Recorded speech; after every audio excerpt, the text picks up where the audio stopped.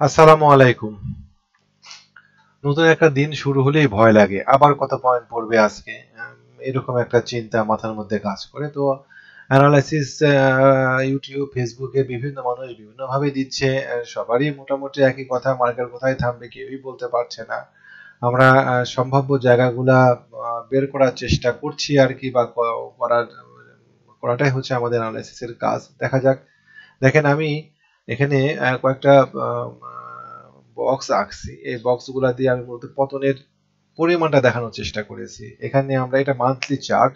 এখানে আমরা দেখতে পাই মোটামুটি ভাবে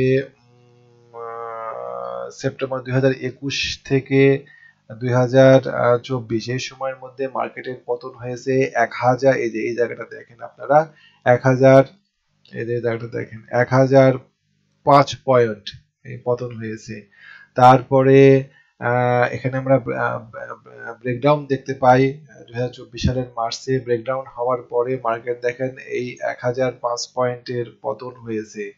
তারপরে মার্কেটের এখানে আবার ব্রেকডাউন হয় এপ্রিলে, এপ্রিল 2005। এখানে এপ্রিল ফেব্রুয়ারি 24-এ ব্রেকডাউন হয়েছিল। ব্রেকডাউন হয়েছে এই জায়গাতে, হওয়ার পরে আমরা যদি 105 ধরি তাহলে পরে 105 এখানে আসে, যেটা পয়েন্ট কাছাকাছি 4072।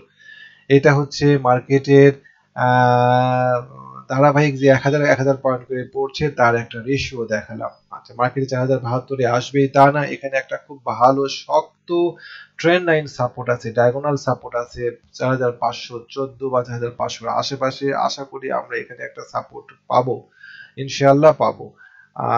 এখন আমরা একটু মুছে ফেলে দেওয়ার চেষ্টা করি। এখন দেখা যাক, আমরা যদি অ্যান্ড্রুস পিচফর্ক দিয়ে একটা অ্যানালাইসিস করার চেষ্টা করি তাহলে দেখতে পাবো পিচফর্কের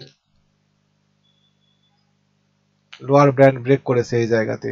এটা ব্রেক করা ঠিক হয়নি, ব্রেক, এবং আমরা একটা রিটেস্টও দেখতে পাচ্ছি এই জায়গাতে 4988।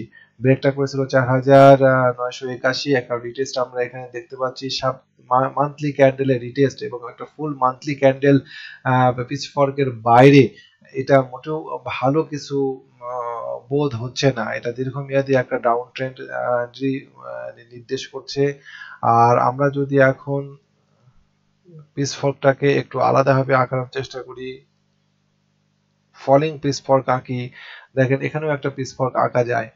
এখানে পিচফর্ক আঁকতে পারে মিডিয়ান লাইনে মোটামুটি ভাবে আমরা আশেপাশে এই 4100 বা 4000-এর ঘরেই দেখতে পাচ্ছি। ওভারঅল মার্কেটের এই সিচুয়েশনে পরামর্শ হচ্ছে মার্কেটটাকে অবজার্ভ করেন। যাদের কাছে টাকা আছে হাতে তারা একটু ধৈর্য ধরেন, মার্কেট একটু পজিটিভ হতে দেন।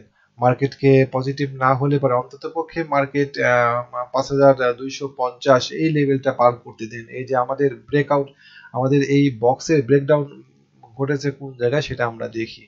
আমরা এই বক্সের ব্রেকডাউন ঘটেছে 5113-তে। সুতরাং 5113-র উপরে না উঠলে পারে আমরা এটাকে আপসাইড মুভমেন্টে নিয়ে আসতে পারছি না। সেক্ষেত্রে যদি উঠে উপরের দিকে 5113-র উপরে, বা ধরেন আরেকটু বাড়াই নেন 5125-এর উপরে যদি মার্কেটটা স্টেবল হয়, তখন আমরা আবার বক্সের উপরের দিকে 6128-এর দিকে মার্কেটকে নিয়ে যেতে পারবো। সো এইটুকু পয়েন্ট ব্যবসা না করে মার্কেটকে অবজার্ভ করেন, অথবা ব্যবসা করার আরেকটা কৌশল হতে পারে যে 4500-র ঘরে মার্কেটে আসতে পারে, আমরা মার্কেটে এন্ট্রি দিব। আপাতত 200 পয়েন্টের মধ্যে কোনো এন্ট্রি দিয়েন না আপনারা কেউ। যদি টাকা হাতে থাকে টাকা রেখে দেন, টাকা থাকলে ব্যবসা হবে ইনশাআল্লাহ। তো মোটামুটি মার্কেট নিয়ে এই কথাবার্তা আজকে ছিল। দেখা যাক, আল্লাহ ভরসা আজকে মার্কেট কি ফলাফল।